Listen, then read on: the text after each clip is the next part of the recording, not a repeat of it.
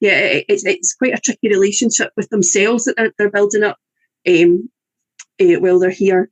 Um, so some of our young people do identify as being from the country of their parent without ever actually having visited that country, and they can feel a bit confused um, about it. So you can see here, can I be black and Scottish?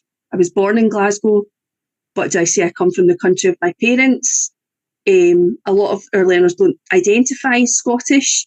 I recently have been doing lessons with some P6s in a class, and we were talking about what does a Scottish person look like, and I was still getting a lot of, the stereotypical Scottish person coming out with, kilt and bagpipes and drinking iron brew and eating shortbread and all the rest of it.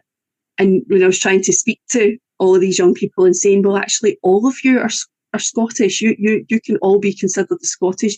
You live here, you go to school here, you've built up relationships here. And a lot of the responses that I was getting back was, no, I can't be Scottish because I'm not from here. So obviously it is very confusing to think about, where actually is your home country?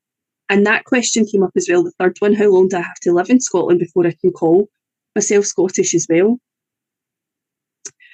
Thinking about how they fit in and how do I know I'll be accepted? And again, that's where the home language thing often comes up, where they feel that they'll be more accepted if they're speaking English more often. And then what does a real Scottish person look and sound like? So that's like what we were talking about within that class. I mean, in reality, we know that nobody really stoats about wearing a kilt and eating shortbread all the time. But even our monolingual Scottish children were giving me that description as well. So it was quite interesting to see what people see a Scottish person as looking like.